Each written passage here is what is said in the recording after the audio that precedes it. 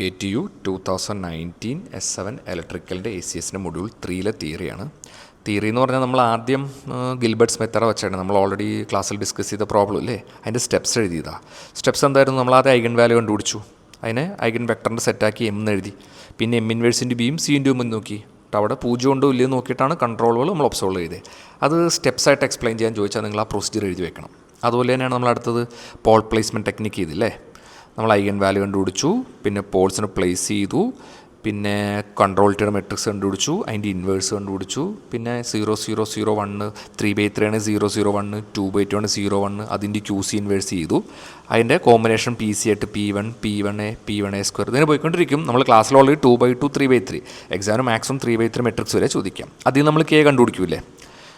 ആ സ്റ്റെപ്സ് നമ്മൾ ഓൾറെഡി നമ്മൾ പ്രോബ്ലം ചെയ്തപ്പോഴും സ്റ്റെപ്പായിട്ട് എഴുതി അതിനെ എക്സ്പ്ലെയിൻ ചെയ്ത് എഴുതിയേക്കുന്നതാണ്. സെയിം തന്നെയാണ് നമ്മൾ ജീന് ഡിസൈൻ ചെയ്തില്ല, നമ്മുടെ ഒബ്സർവർ, അതിൻ്റെ എല്ലാ സ്റ്റെപ്സും വ്യത്യാസം ഓർമ്മയില്ലേ. നമ്മൾ ഇൻവേഴ്സ് എടുത്തതിന് വരെ ഇവിടെ ട്രാൻസ്പോസ് ആയിട്ട് എടുക്കുക, പിന്നെ ഒരു W മെട്രിക്സ് കാണിച്ചിരുന്നില്ലേ. അത് ഡീറ്റെയിൽ ഇതിൽ എഴുതിയേക്കുന്ന എല്ലാത്തിനെ കുറിച്ചാണ്. പക്ഷേ നമുക്ക് 2/2 3/3 ആണ് നമ്മൾ ഓൾറെഡി ക്ലാസ്സിൽ ഡിസ്കസ് ചെയ്ത പ്രോബ്ലമാണ്. അതിൻ്റെ മറ്റേ 7 സ്റ്റെപ്പ്, ആദ്യം K ഡിസൈൻ ചെയ്ത് രണ്ടത് G ഡിസൈൻ ചെയ്ത സ്റ്റെപ്പ്. അപ്പോൾ ആ പ്രൊസീജിയർ എഴുതാൻ ചോദിച്ചാൽ നമ്മൾ ആ സ്റ്റെപ്പ് എഴുതി വെച്ചാൽ മതി കേട്ടോ. പിന്നെയുള്ള തിയറി നമ്മുടെ സ്റ്റേറ്റ് ഒബ്സർവറും അതിൻ്റെ ടൈപ്പുമാണ് ഉള്ളത്. സ്റ്റേറ്റ് ഒബ്സർവർ എന്ന് പറഞ്ഞാൽ നമ്മുടെ സ്റ്റേറ്റ് വേരിയബിളിനെ കണ്ടുപിടിക്കാൻ വേണ്ടി ഉപയോഗിക്കുന്ന ഡിവൈസുകളെയാണ് നമ്മൾ സ്റ്റേറ്റ് ഒബ്സർവേഴ്സ് എന്ന് വിളിക്കുക. അത് 2 ടൈപ്പിലുണ്ട്, ഫുൾ ഓർഡർ ഉണ്ട്, റെഡ്യൂസ്ഡ് ഓർഡർ ഉണ്ട്. എല്ലാ വേരിയബിളിനെയും നമുക്ക് ഒബ്സർവ് ചെയ്യാൻ പറ്റാണ് ഫുൾ ഓർഡർ. ഇതിപ്പോൾ ഡയറക്റ്റ് കാൽക്കുലേഷനും ഇൻഡയറക്റ്റ് മെഷർമെൻറ്റ് എന്ത് വന്നാലും എല്ലാം കണ്ടുപിടിക്കാൻ പറ്റും.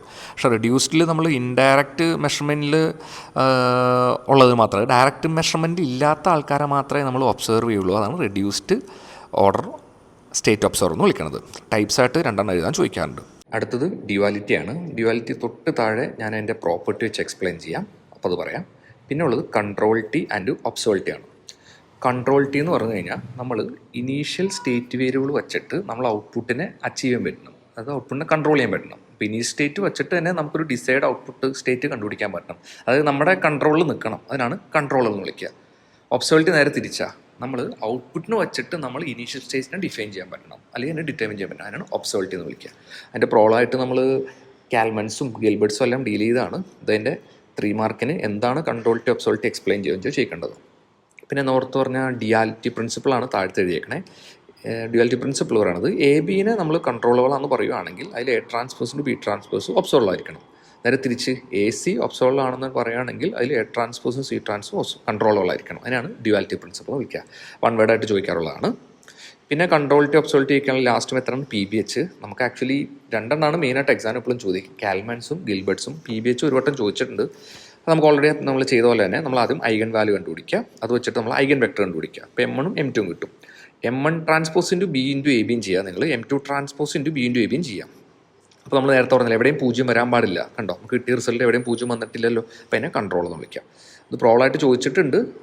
നമുക്ക് ഓൾറെഡി നമ്മൾ ക്ലാസ്സിൽ ഡിസ്കസ് ചെയ്ത് ഐഡിയ വെച്ച് ചെയ്യാമെന്നുള്ളൂ കേട്ടോ. ആക്ച്വലി 3 ടൈപ്പിൽ ചെയ്യാം, ഗിൽബർട്ട്സും കാൽമാൻസും PBH-ഉം. മറ്റു 2 ചെയ്തു, PBH നിങ്ങൾ അറിഞ്ഞിരിക്കണം. ഇതാണ് നമ്മുടെ മൊഡ്യൂൾ 3 തിയറി പാർട്ടായിട്ട് നിങ്ങൾ പഠിക്കേണ്ടത്.